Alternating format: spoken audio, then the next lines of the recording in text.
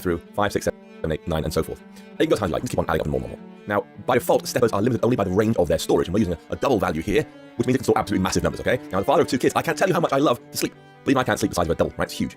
Fortunately, this stepper lets us limit the value we want to accept by providing some kind of in-range. We can say, tell me you slept in the range of 4 hours through to 12 hours, including both sides.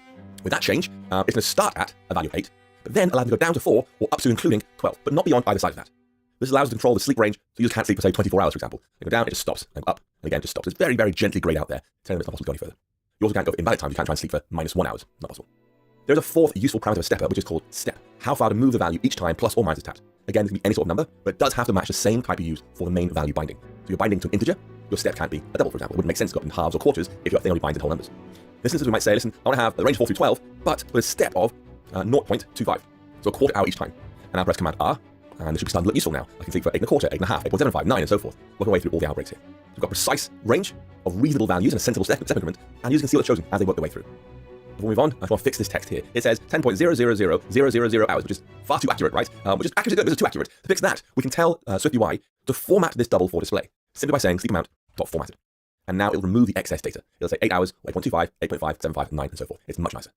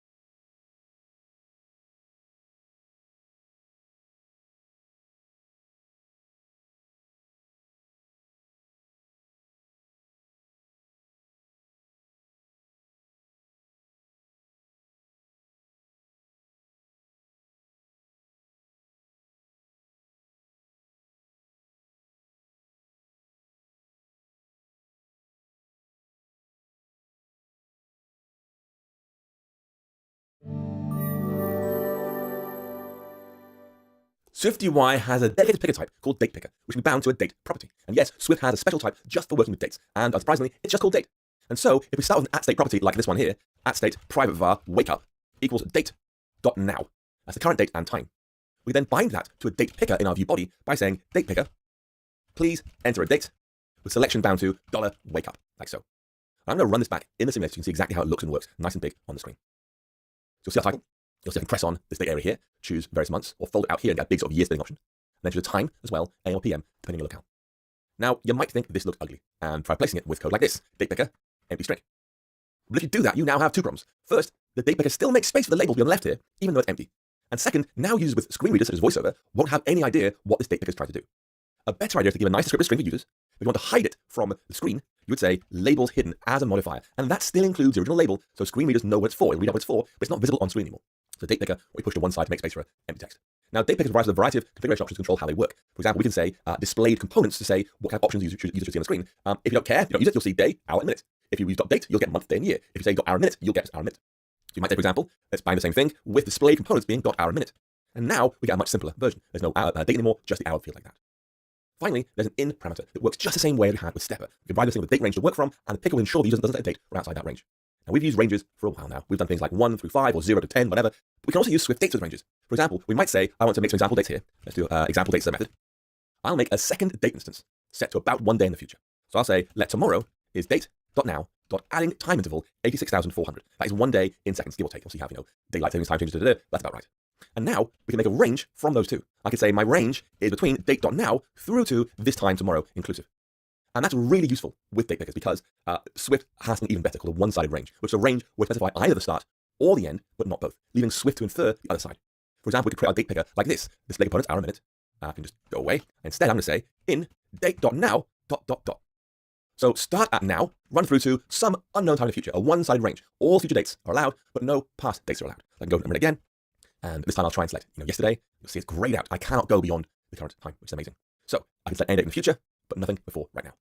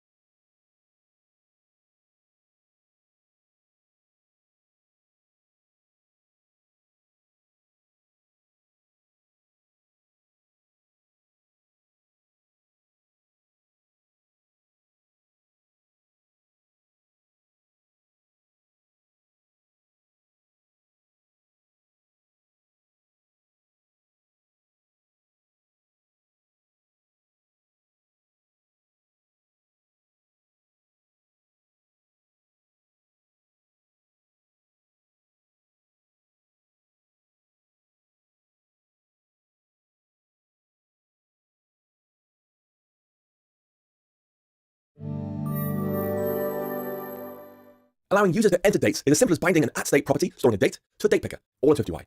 But things get a little bit woollier afterwards. You see, working with dates is hard, like really hard, way harder than you think, way harder than I think, and I've been using dates for years. Let's start with a simple example and see what I mean. I'll say func example dates down here. I'm going to say now is date.now, the current date and time. I'll then say let tomorrow be date.now, but adding time interval 86,400. That's how many seconds there are on the average day. And now our range becomes everything between now through to tomorrow. So we have current time, we have the time tomorrow, plus a range of the two. And that might seem simple enough, but do all days actually have 86,400 seconds? If they did, a lot of people will have jobs, quite frankly, because think about daylight savings time. Sometimes clocks go forward, you lose an hour. Sometimes you go backwards, you gain an hour. Sometimes we have 23 or 25 hours in a day. Plus, there are leap seconds. We add a second or subtract a second from the clock, so the clock stays in line with Earth's ever-changing rotation. If you think that's hard, what you want to do is open up your terminal app on your Mac and run the cal command. This prints the current calendar. Now, if you run a particular month, a particular year, it'll tell you that. I can say, give me the calendar for September, the 9th month of 1752. And that's the calendar. You'll see we have Tuesday 1st, Wednesday 2nd, Thursday 14th, Friday 15th, and so forth. A whole bunch of days missing. Because at that exact month and that exact year, we moved from the Julian calendar to the Gregorian calendar and had to catch up on all the missed dates it had in the wrong calendar for so long. Now, the reason I'm telling you all this isn't to scare you off. Dates are inevitable in our programs after all. You'll have to deal with them. Instead, I want you to understand that for anything significant, any use of dates that actually matters in your code, you want to rely on Apple's frameworks for all your calculations and your formatting. In this project, we're making use of dates in 3 ways. We're going to select a sensible wake-up time for users. We'll read the hour and minute they want to wake up, and we'll show the suggested bedtime neatly formatted. We could, if we wanted, do all those 3 things by hand. But then you're into the realm of daylight savings time, leap seconds, Gregorian calendars, and more. Much better is to let iOS do all that work for us. It's less work for us, and it's guaranteed to be correct, regardless of the user's routine settings. Let's tackle each of these individually. Start with choosing a natural, sensible wake-up time. As you've seen, swiftUI gives us a sensible built-in date type for working with dates, and that encapsulates year and month, date, hour, minute, second, time zone, and more, all in one object. It's really, really nice. However, we don't want to think about that. We want to say, give me 8 a.m. wake up, regardless of what day it is today. That's the plan. Now, Swift has a slightly different object type for that, called date components. We can read or write specific parts of a date, rather than the whole thing all at once. So, if you want to represent 8 a.m. today, we would say, make a new variable called components, equal to a new empty date components, and then components.hour is 8, components.minute is 0, and then get a date object from that by saying calendar.current.date from those components.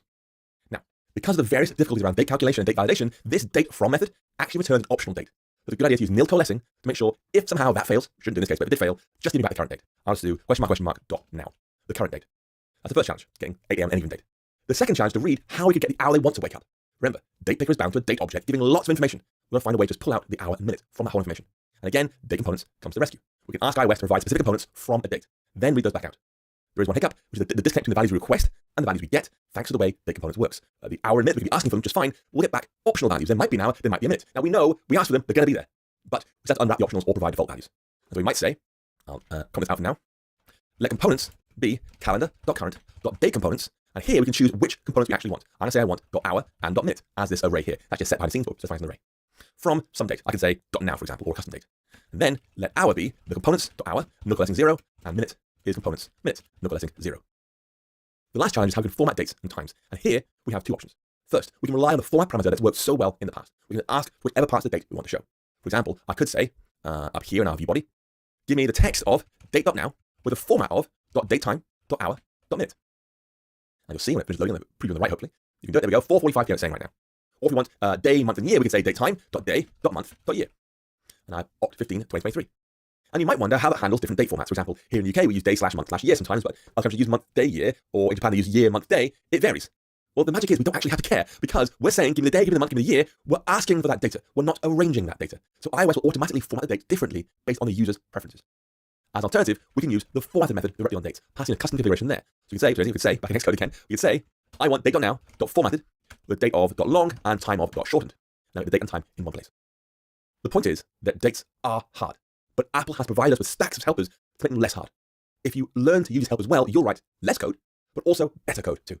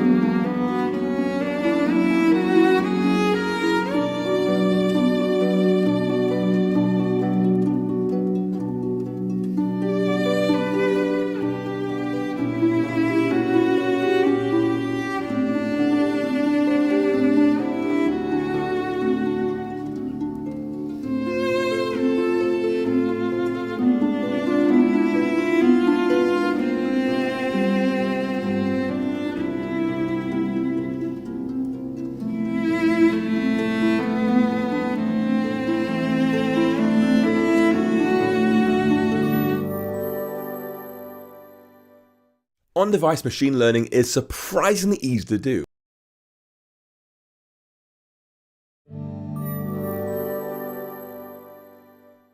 On-device machine learning is surprisingly easy to do thanks to two Apple frameworks, CoreML and CreateML.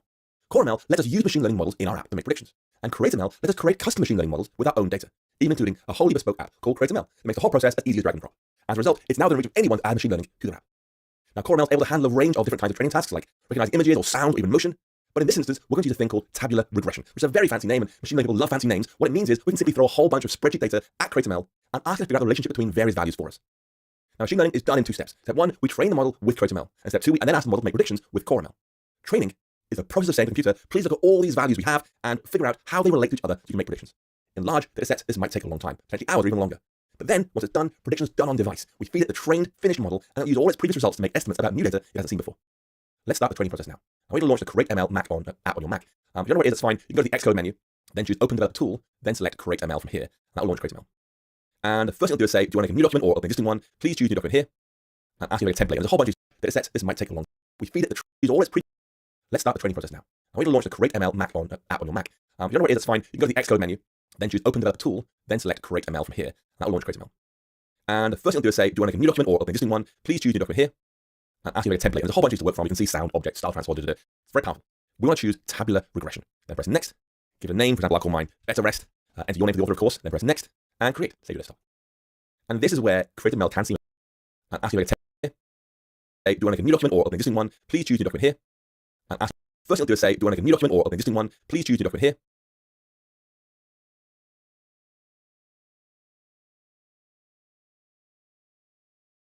And ask you to make a template. There's a whole bunch of these to work from. You can see sound, object, style transfer, It's very powerful.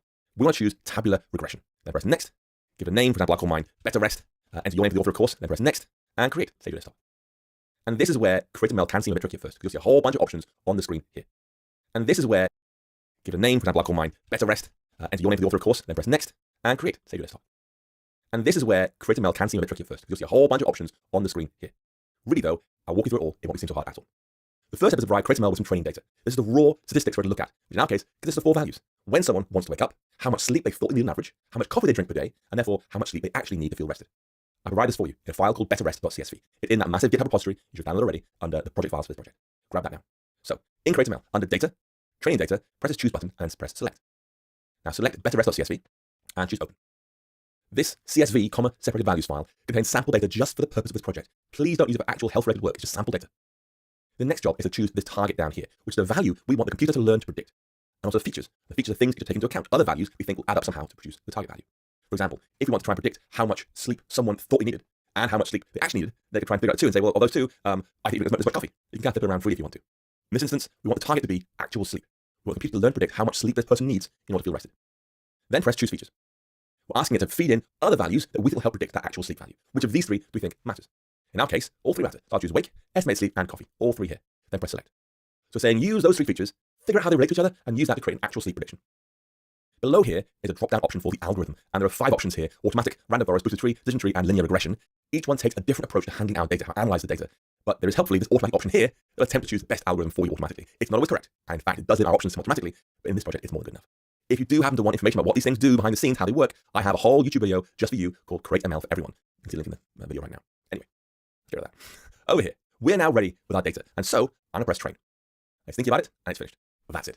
It is trained after a couple of seconds, perhaps. I think it's pretty small, to be fair. It'll complete. You see this nice big friendly check mark telling you everything went to plan. And see how it went, we can go across this tab across the top here. Evaluation. It's asking us to think about data and how well it did compared to other example values. And so, inside here, we can either choose some metrics to try and do testing data, or we can say, how did it actually do? In our case, I just want to see how it did. So I'll just press validation up here. Now, tell us information. This is helpful information if you're a machine learning specialist. What is video just for you right now? Get rid of that. Over here, we're now ready with our data. And so, I'm going to press Train. It's thinking about it, and it's finished. But that's it. It is trained after a couple of seconds, perhaps. I think it's pretty small, to be fair. It'll complete. You see this nice big friendly check mark telling you everything went to plan. And see how it went, we can go across this tab across the top here. Evaluation. It's asking us to think about data and how well it did compared to other example values. And so, inside here, we can either choose some metrics to try and do testing data, or we can say, how did it actually do? In our case, I just want to see how it did. I'll just press validation up here. Now, tell us information. This is helpful information if you're a machine learning specialist. What it's trying to tell us is the maximum error, the furthest it was off was 681, and the root mean square error, the average it was off was 173. What this means is, measured in seconds here, it's able to estimate the accurate sleep time, how much sleep this person needs, with an error of about 173.73 seconds, which is less than 3 minutes of mistake. So it's figured out very, very closely how to predict someone's estimated sleep. Now, there are a whole bunch of stats you can look at. You've got training here, you've got validation, and you've got testing data here. Testing we aren't actually going to use because we have other options here. It can split data up for us, which is being very helpful. We provide training data, this big CS test. So it's taken 100 kilobytes and boiled it down to just 545 bytes. Nothing at all. Now, I know that sounds tiny. Like, well done, that's amazing. But it's worth adding that most of that is metadata, right? You know, the author name of Paul Hudson is in there, plus the names of the fields, which were like actual sleep, estimated sleep, coffee, and wake. They're all in that 545 bytes as well. The actual amount of space taken up by the hard data, the actual how to predict required sleep based on the 3 input variables is well under 100 bytes. Hardly anything at all. This is possible because CreateML doesn't actually care what the values are. It doesn't care about the 180 kilobytes input data. It only cares what the relationships are. And so it just spent a couple of billion CPU cycles trying to figure out various combinations of weights for each of those input values to see which one produces the best actual sleep, or closest to the values reported in our CSV file. And once it figures it out, it's okay, this one here matches the values the best. Boom. That's the algorithm. Maybe it's like, I don't know, I've finished. Train CreateML model you can use in CoreML. I've finished. I want you to press this little button here. It is a button, little red button. Press this get button here. And that will export this finished thing as an ML model. Ready to go, trained. Now, if you want to try training again, what you want to try and do is perhaps experiment with the various algorithms down here. You can see it's all grayed out at this point. What you want to do is right-click on this model source here, then choose duplicate, and now it comes live again to modify, modify, modify.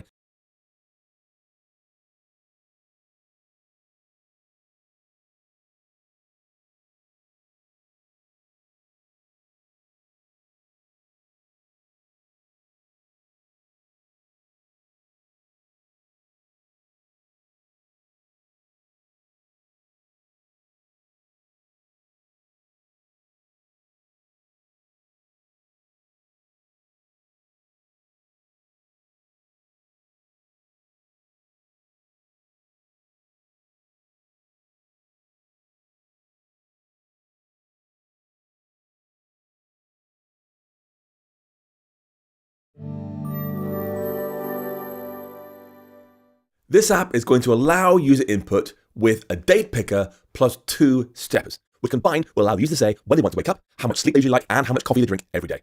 And so we'll start adding 3 properties to store information for those swiftUI views.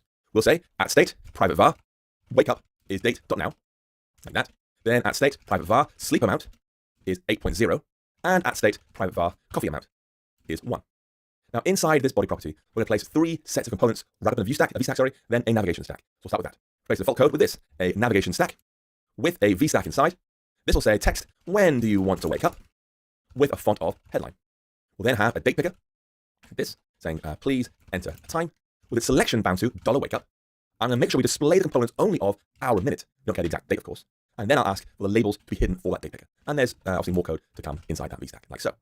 So we asked for this hour and minute display components. We care about the time someone wants to wake up, not the day, obviously. And the label's hidden. We don't get that extra label for the picker, but it's still there for voiceover and similar. Next, we're going to stepper so users can choose roughly how much sleep they want. We're going to say an in range of 4 through 12, and a step of 0.25, so a quarter of hours. We have a range of sensible values here. If we combine that with a formatted method, we can get rid of all those extra zeros and just show 8 or 8.5 and similar. And so, down this more to come comment, I'm going to say the text of desired amount of sleep, again, font of headline, and then a stepper. We'll do sleep amount, formatted, there we go, with hours, in the value of $sleep amount, in the range of 4 through 12, and a step of 0.25, so a quarter hour steps every single time. Finally, we're going to add one last stepper and label to handle how much coffee they drink. This time we use a range of 1 through 20 because surely 20 coffees a day is enough for anyone. Inside the VStack, we're going to say text daily coffee intake. Again, font headline. Then our final do this with a simple button at the end of our VStack right here. The actual method to call, calculate bedtime, like that. And now we use a toolbar modifier to add a button to the navigation bar. So we'll say here, we've got a toolbar with button calculate, action of calculate bedtime. And while we're here, we're also going to add a, we'll put that in one thing, sorry, my mistake. It should be in the VStack, not navigation stack. It should be there. We'll also add a navigation title to the top bar here, which will be like this, better rest. That's our little view here. As you can see, the button at the top right corner by default in iOS, it'll automatically move to the top left corner for right to left languages, but that's it. And that's, at this point, our basic UI done. It won't do anything yet because, of course, we haven't built this calculate bedtime method just yet, but at least the UI is good enough for the time being.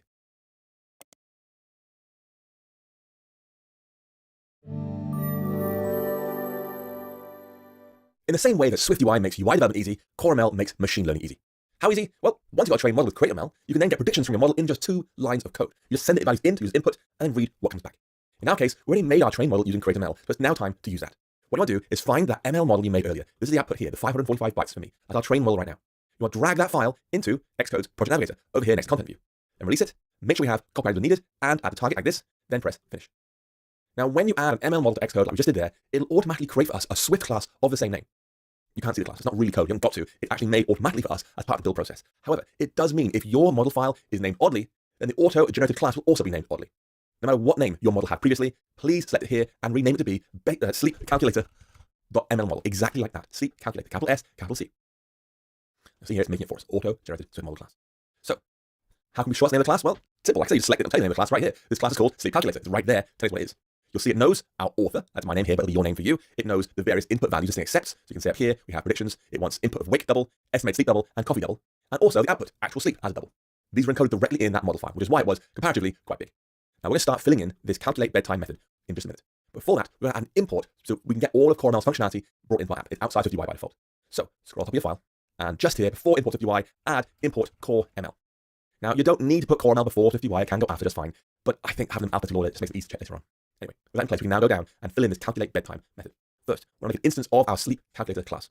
We'll do a do block, then let config be a new ML model configuration, and make our model as try sleep calculator with configuration of config. And then we'll do more code to come down here, and finally, a little catch block of something went wrong. So this model instance is a thing that reads in all our data and will output prediction for us. The configuration is there in case you want to make a handful of what are fairly obscure options, quite frankly. Perhaps working folks in machine learning full-time will need these very much. But honestly, I guess only 1 in 1,000 folks actually care. But it's there if you want to expand it further and further. But I do want you to focus on this do catch block here, the wider thing, because using CoreML can throw errors. It might say, oh yes, sorry, I couldn't even load your model for some reason, it totally failed. But also we ask for predictions. Now, honestly, I don't think I've ever had a prediction fail in my life. But there's no harm being safe. Anyway, we trained this model with a CSV containing the following fields. We said there's a wake field. When the user wants to wake up, this is expressed as a number of seconds from midnight. So to get 8 a.m., they'd say 8 hours multiplied by 60 minutes multiplied by 60 seconds. That's 28,800 seconds. We have estimated sleep going in, roughly how much sleep the user thinks they want to have. There's a value between 4 through 12 in quarter increments. And we have coffee, roughly how many cups of coffee the user drinks per day. So in order to get prediction out of our model, we're going to fill in those values. We already have 2 of them. We have sleep amount up here, and we have coffee amount. They're mostly good enough, right? This thing's currently an integer, it'll be a double, so it's happy, but otherwise it's fine. But figuring out wake time, when they want to wake up, is more difficult. Because right now we have this date value, date.now, where they change it to. We haven't got a double. And this double has to be the number of seconds since midnight. We haven't got that so far. Helpfully, this is where Swift's date components type comes in. It'll store all the parts of our date as individual values, hour, minute, second, and so forth. So we can read the hour out and the minute out and ignore the rest. All I'll do there is multiply minute by 60 to get seconds, and the hour by 60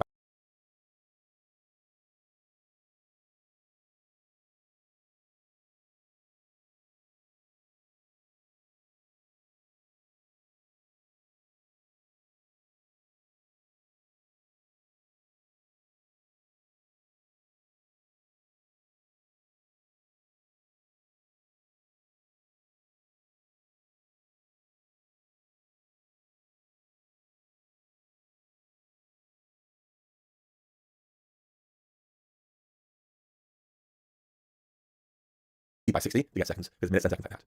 And so we're going to try and get a date components value from this date thing, calling calendar.current.dateComponents. Then request the hour minute out of that thing, pass in our wake up date, and we're good to go. This thing that comes back, remember, has properties for every possible part of the date, year, month, day, time zone, and so forth, but most of them won't be set. We're going to ask just the hour and minute. They will be set, but still the optional, so I have to do some coalescing. So in place of this, more code to come part here, we're going to say our components is calendar.current.dateComponents, and I'm going to ask for hour and minute from our wake up date, like that. So we'll get back the components. In here, you'll see day, month, year, nanosecond, time zone, and so forth. There's a whole bunch of things in here. We only actually want the hour and minute. But again, they might not be there. You can see they are marked as optional integer, optional integer. So we're going to say that our hour value is the component's hour value, nil coalescing 0. There's always a value there. We want that in seconds, so I multiply by 60 to get minutes, and then 60 again to get seconds.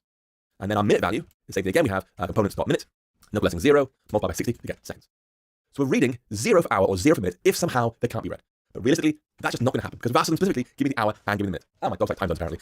Give me the hour and give me the minute. So we know they're going to be there, but there's no harm being safe. We said, please, nil coalescing 0, no matter what. Good dogs, you clearly like time very much.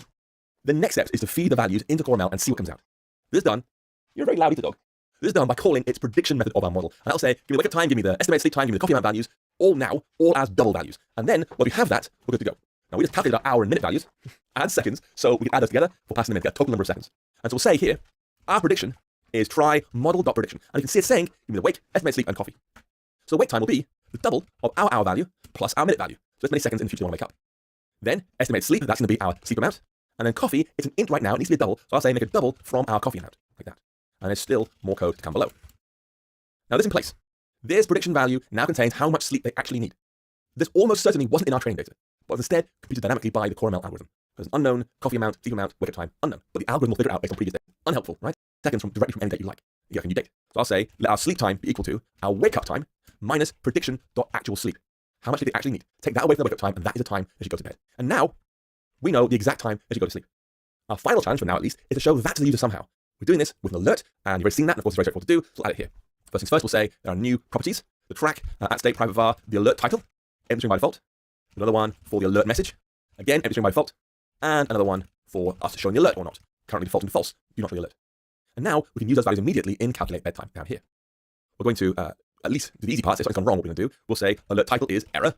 Alert message is sorry, there was a problem calculating your bedtime. And regardless of whether or not the prediction worked or not, we can just say below this whole try catch thing, showing alert is true. Now, if this whole chunk of stuff has worked successfully, we now have the correct sleeping time here in this constant. Now we know the time you want to go to bed. But this thing, sleep time, is a date, rather than some sort of neatly formatted string.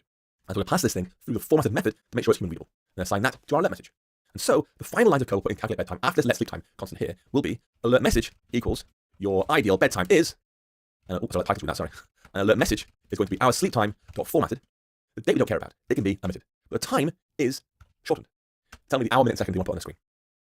And now, to wrap up this whole stage of the app, we're going to add an alert modifier to show this title and message when the alert, when the showing alert becomes true. And so, up in our swiftUI view hierarchy here, below toolbar, I'm going to say there's an alert, or alert title is presented, bound to $showing alert.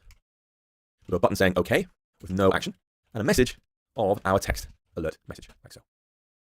The only mistake I did is a missing brace there, my mistake. Let's press Command R to build and run the code and see what we think. So I'll say I'm going to wake up at 7 a.m. That is a lie-in for me sometimes because I've got 2 kids. I like having lots of sleep, so at least 8 hours, but I drink a lot of coffee, so I'll say 3 cups. It thinks my bedtime is 10 p.m. There you go, that is surprising. If I go to like 1 cup, something like that, then yeah, so I get much more sleep if I go to bed and drink less than coffee, which is nice. So that works. Doesn't look great, but it works.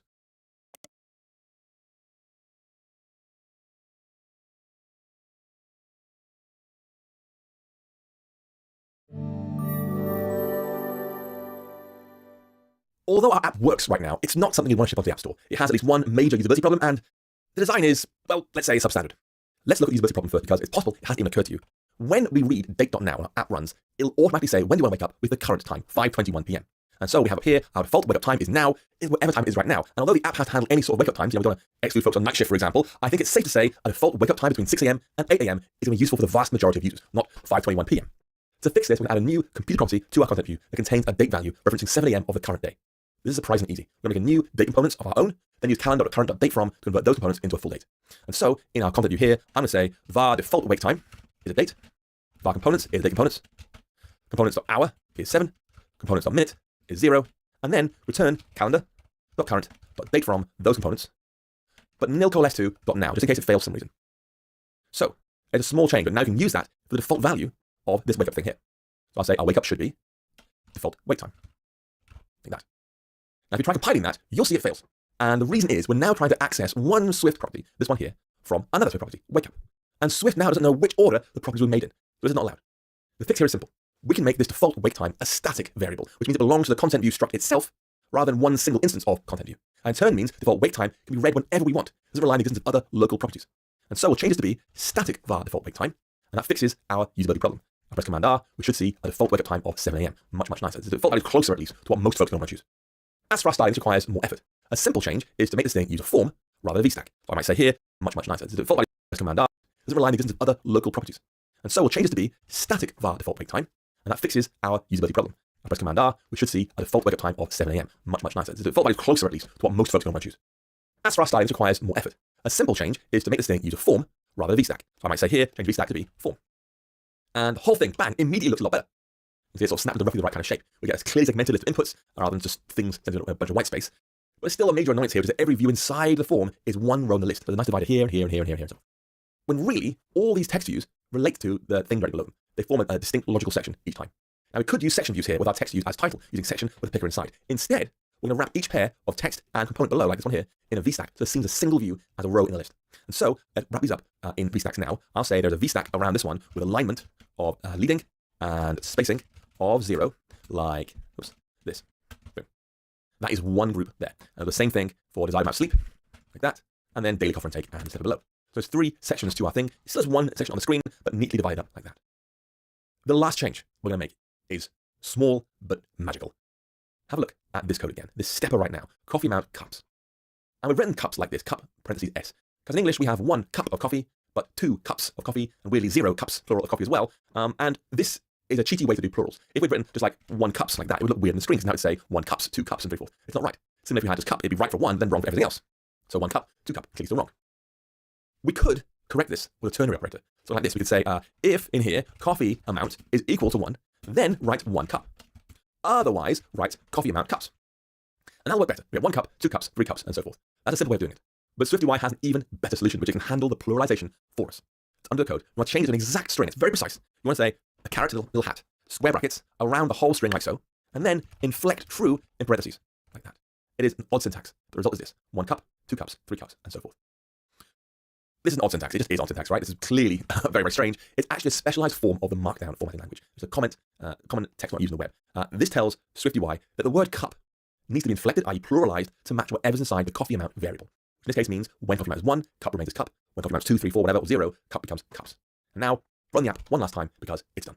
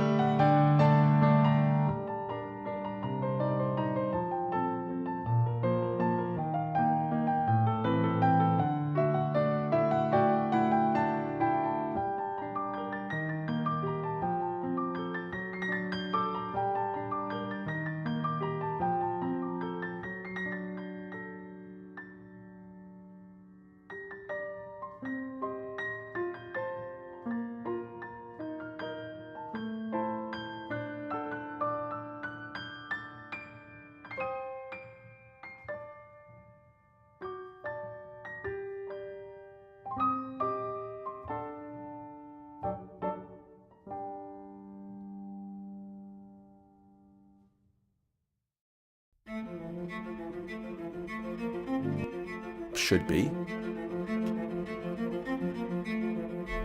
named oddly. And just here, well, it's options who want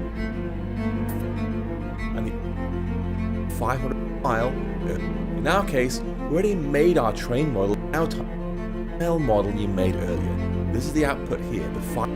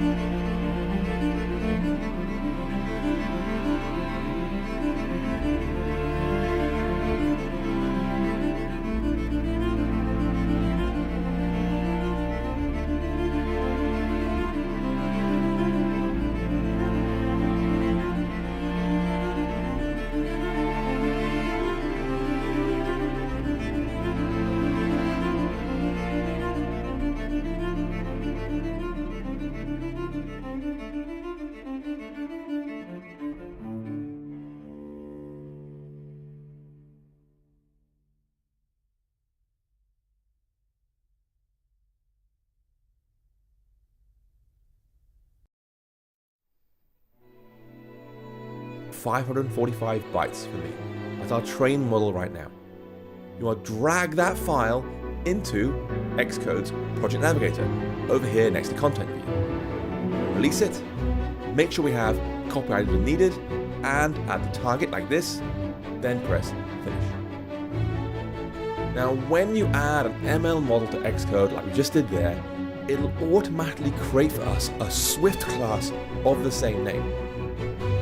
You can't see the class. It's not really code. You haven't got to. It's actually made automatically for us as part of the build process.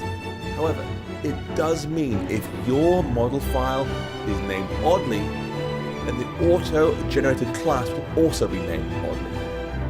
No matter what name your model had previously, please select it here and rename it to be sleep calculator .ml model, exactly like that.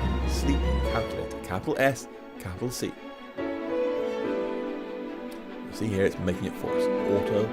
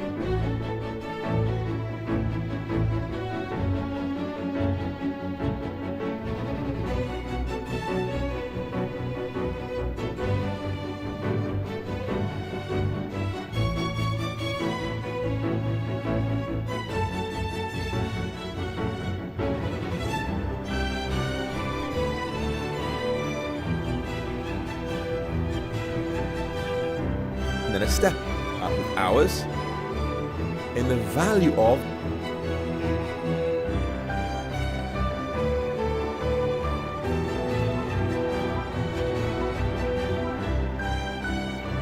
dollar sleep amount in a range of 4 steps every single shot. Then our final control at stepper. Stepper with a title of coffee amount, cups, like that. That'll be bound to the value of coffee amount in the range of 1 through 20, like so. The final thing we're going to add is a button to let users calculate the best time they should go to sleep. We could do this with a simple button at the end of our bedtime, like that. And now we'll use the toolbar modifier to add a button to that navigation bar. So we'll say here, we've got a toolbar with button calculate action. So we're gonna, and now we'll use the toolbar modifier.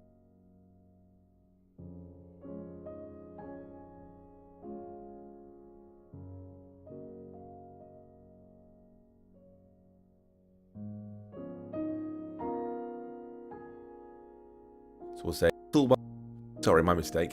Actually be in the V stack, not the navigation stack. It should be there. We'll also add a navigation title to the top bar here, which will be like this, better rest. That's our little view here. As you can see, the button's in the top right corner by default in iOS. It'll automatically move to the top left corner for right to left languages, but that's it. And that's, at this point, our basic UI done. It won't do anything yet because, of course, we haven't filled in this calculate bedtime method just yet, but at least the UI is good enough for the time being.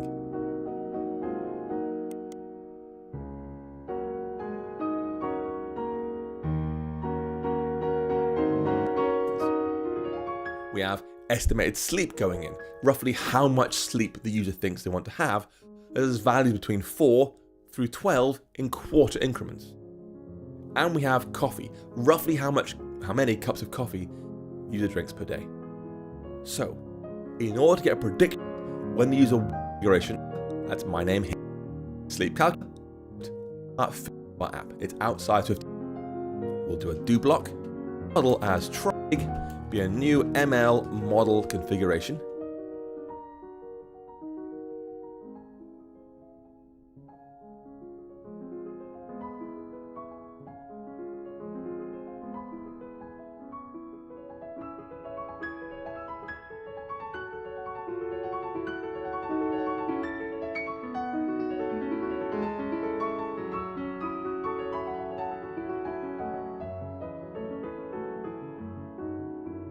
With that in place, we can now go down of something went wrong. So this model instance is a thing that reads in all our data and will output a prediction for us. The configuration is here in case you want to make a handful of what are fairly obscure options, quite frankly, perhaps working in folks in machine fill in. So we'll get back the components. In here, you'll see day, month, year, nanosecond, time zone, so forth. There's a whole bunch of things in here. We only actually want the hour and minute. But again, they might not be there. You can see they are marked as optional integer, optional integer. So we're going to say that our hour value is the component's hour value, nil coalescing 0. There's always a value there. We want that in seconds. So I'll multiply by 60 to get minutes, and then 60 again to get seconds. And then our minute value, the same thing again, we have components.minute, nil coalescing 0, hour, and give me the minute. So we know they're going to be there, but there's no harm being safe. We said, please, nil coalesce to 0, no matter what. Add those together, make a double from our coffee amount, like that. And there's still more code to come below. Now, with this in place, this prediction value now contains how much sleep they actually need. This almost certainly wasn't in our training data, but was instead computed dynamically by the CoreML algorithm. Because an unknown coffee amount, sleep amount, wake up time, unknown. But the algorithm will figure it out based on previous data. Now, That value, the prediction here, is not a helpful value for users because should be this. Can you date? How much sleep they actually need? Take that away from their wake up time, and that is a time they should go to bed. And now,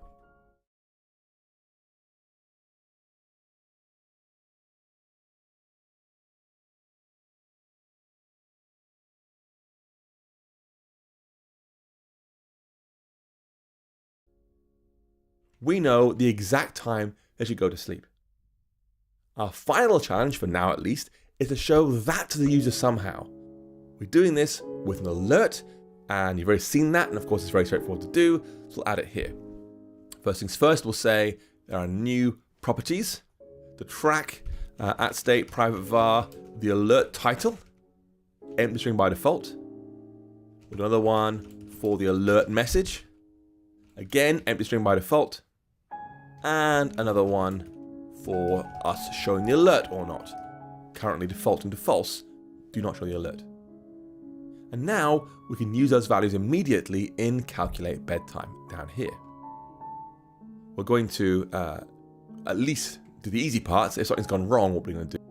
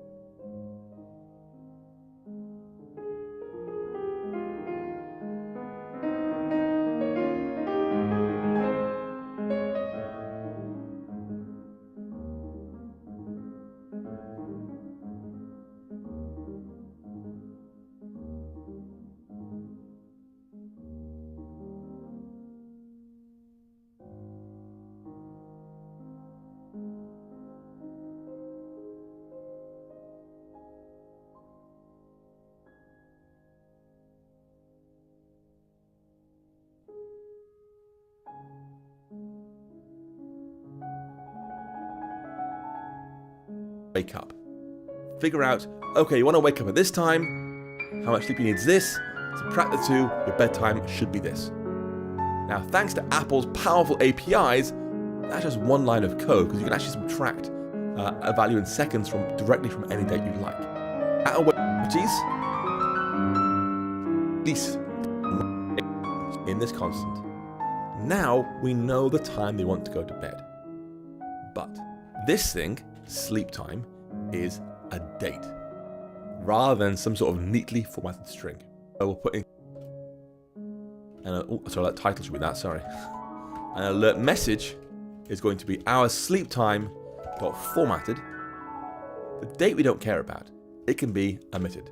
But the time is shortened. Tell me the hour, minute, and second you want to put on the screen.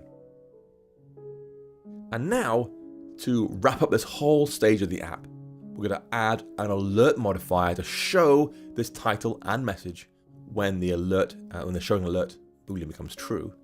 And so, up in our swiftUI view hierarchy here, below toolbar, I'm going to say there's an alert of alert title is presented bound to $showing alert. We'll do a button saying OK with no action, and a message of our text alert message, like so. Did I make a mistake? I did. There's a missing brace there. My mistake. Let's press Command R to build and run the code and see what we think.